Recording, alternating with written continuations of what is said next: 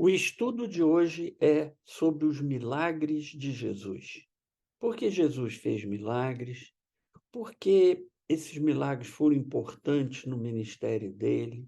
Quais são os significados desses milagres?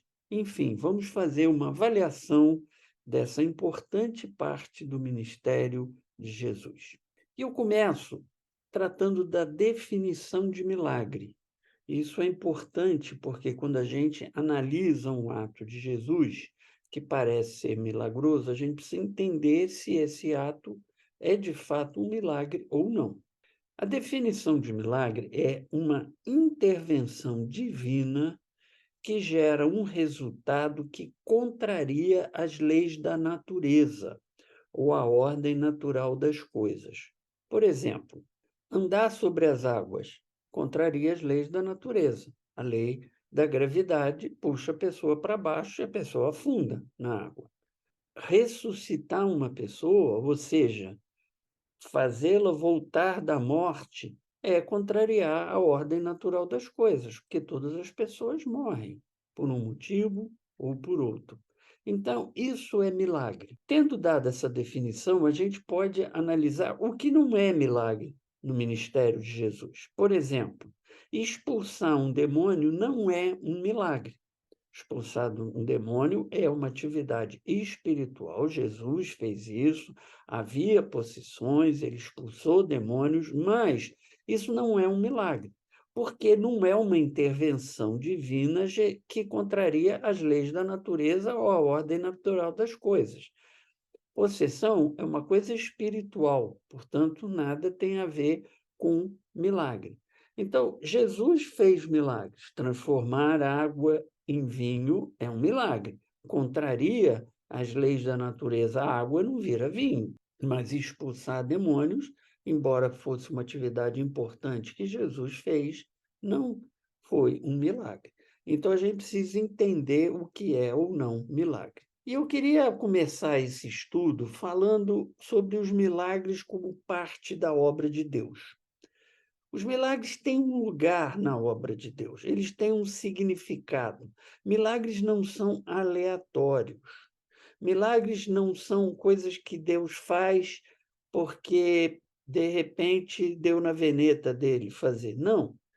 Milagres têm um lugar na obra de Deus, têm um significado. Vamos ver isso. E eu começo lembrando um milagre que está lá em Marcos, capítulo 1, versículos 29 a 31, que diz assim: Jesus saiu da sinagoga e foi com Tiago e João, que eram apóstolos, para a casa de Simão, Pedro, e André, que também eram apóstolos. A sogra de Simão estava de cama, com febre, e eles contaram a Jesus. E ele se aproximou dela, segurou sua mão e ajudou-a a levantar-se. Então a febre desapareceu e ela começou a servi-los. Aí tem uma série de informações interessantes. Primeira, Pedro era casado. Se Pedro era casado, e Pedro é considerado, vamos dizer assim, o símbolo dos pastores, dos líderes religiosos, não há porquê um líder religioso não casar. Mas isso é um assunto paralelo. Vamos voltar ao tema do milagre. Qual foi o milagre aqui? A sogra de Pedro estava doente, estava com febre. E naquela época não havia antibiótico. Febres eram coisas perigosas, porque se a febre fosse fruto de uma infecção, essa infecção podia progredir e a pessoa fatalmente morreria. Era uma coisa que não podia deixar passar. E aí Jesus chega na casa de Pedro, estava a sogra, que devia morar com eles, e a sogra estava com febre. E aí avisou Jesus, ele vai lá e cura a mulher. O interessante é que logo depois que ele cura a mulher, ou seja, que ela tem a sua saúde restabelecida, o texto disse que ela começou a servi-los. Ou seja, a sogra de Pedro foi curada e ela imediatamente voltou a trabalhar. Ela foi servir Jesus e seu grupo de discípulos. Então, aí é que está um ponto-chave na questão dos milagres. Quando pedimos a Deus um milagre, nós normalmente pensamos em algo que venha nos beneficiar, venha resolver um problema que a gente tem. Mas, sob o ponto de vista de Deus, o milagre é diferente. Ele não intervém apenas pensando no nosso bem. É claro que ele quer o nosso bem, a gente sabe disso. Mas Deus intervém porque ele quer que a gente trabalhe na sua obra. E ele intervém para que a gente tenha as condições necessárias para trabalhar na obra dele. É esse o exemplo da sogra de Pedro. Ela estava doente, estava de cama, sem condições de fazer nada. Assim que Jesus a cura, ela imediatamente começa a trabalhar na obra de Deus, começa a servir Jesus e os discípulos, que é uma atividade na obra de Deus. Outra razão pela qual Jesus fez muitos milagres era para que a sua autoridade fosse reconhecida, fosse autenticada. Jesus se apresentou como Messias, que Israel esperava tanto. Ele não foi a única pessoa a se apresentar como Messias. Antes, alguns já tinham se apresentado e depois dele, outros se apresentaram. O que autenticou Jesus foram os seus milagres e também o tipo de ensinamentos que ele deu. Mas os seus milagres mostravam que Deus estava com ele. Tem uma passagem interessante na Bíblia em que um homem chamado Nicodemos, que era um líder religioso, vem falar com Jesus, e ele vem falar de noite, ele vem falar meio escondido, e ele diz assim: Mestre, eu sei que tu estás com Deus, que Deus está contigo, porque os milagres que você faz atestam isso. Ninguém poderia fazer esses milagres se Deus não estivesse com ele. Tem uma passagem que João Batista duvida de Jesus, se Jesus era mesmo Messias. João estava preso, se sentindo muito infeliz, etc. E ele manda perguntar: És tu mesmo aqueles que está para vir? Ou seja, és tu mesmo o Messias? E Jesus responde falando dos seus milagres. Os cegos veem, as pessoas são libertadas, etc. Então, os milagres de Jesus serviram para autenticar a autoridade dele, o ministério dele. E o mesmo aconteceu com os apóstolos. Quando Jesus morreu, ressuscitou e voltou para junto de Deus, e os apóstolos ficaram sozinhos sob a liderança do Espírito Santo, que chegou no Pentecostes, os apóstolos começaram a realizar milagres. Realizaram até milagres que Jesus não realizou. Tem uma passagem que diz que a sombra de Pedro curava quando ele passava. Então, esses milagres autenticaram o ministério dos apóstolos, mostraram que eles tinham autoridade, que eles estavam com Deus, que eles seguiam nos passos que Jesus tinha estabelecido. Agora, Jesus fez todo tipo de milagre. Voltando àquela definição lá do começo, que é uma intervenção divina para mudar as leis da natureza ou mudar a ordem natural das coisas, Jesus fez, por exemplo, curas. Ele curou uma mulher com hemorragia, ele curou a sogra de Pedro com febre, ele curou leprosos, ele curou pessoas de doenças que naquela época não tinham cura, não havia remédio para aquilo. Hoje, a gente cura uma febre com facilidade. Então, hoje, a cura de uma febre não é um milagre, mas naquela época era. Por quê? Porque não havia remédio para tratar uma febre e as pessoas morriam disso. E Jesus fez curas nesse sentido. Ele também, no campo da cura, ele fez restaurações de deficiências físicas, que eu diria que é uma coisa talvez até mais difícil que a cura em si.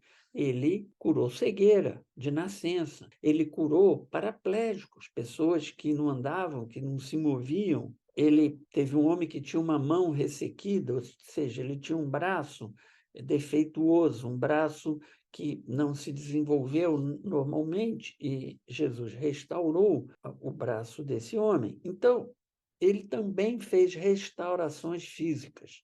E no campo da cura, talvez o mais impressionante que ele fez é trazer pessoas de volta à vida, ressuscitar pessoas, como ele fez com Lázaro, como ele fez com a filha de Jairo, como ele fez com o filho da viúva de Naim, e assim por diante.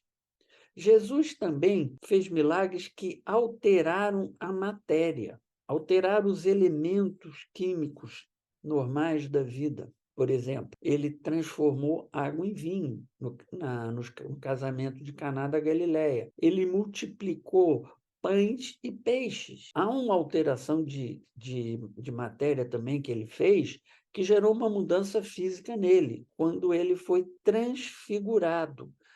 Os discípulos viram Jesus em toda a sua glória, as suas vestes brilhavam, etc., que não é uma coisa normal num ser humano. Jesus era um ser humano.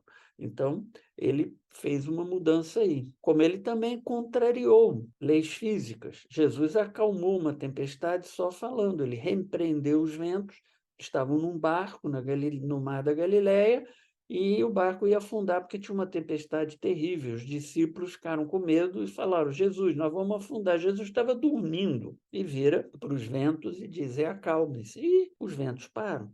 Então, ele agiu sobre as forças da natureza. Como também quando ele anda sobre as águas, ele está agindo sobre as forças da natureza, porque, de alguma forma, a gravidade não o afetou ali e ele não afundou.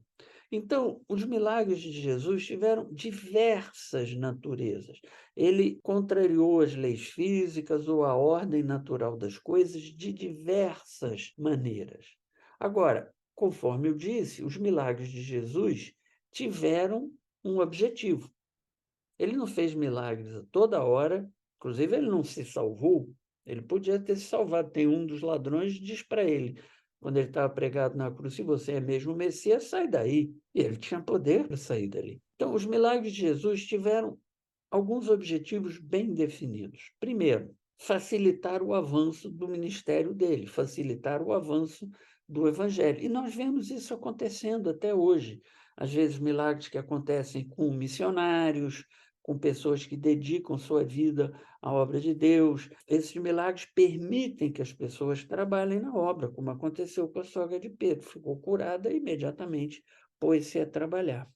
E os milagres de Jesus também atestam ou atestaram o ministério dele, a autoridade dele, o fato de que ele estava com Deus e Deus estava com ele.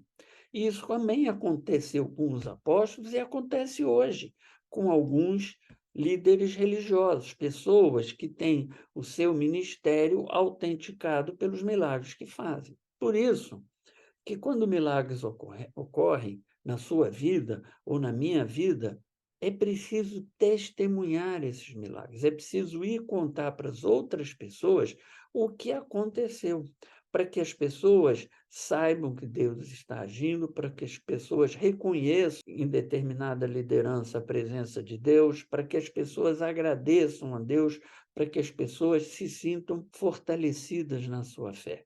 É muito importante testemunhar os milagres quando eles acontecem. Se você gostou desse vídeo, dê o seu like, nos siga nas redes sociais, nos divulgue para amigos e parentes, porque tudo o que queremos aqui é falar do Evangelho de Jesus Cristo e falar para o máximo de pessoas possível. E que Deus abençoe a sua vida, que Ele ilumine seus caminhos e que Ele te dê a paz. Tchau, tchau.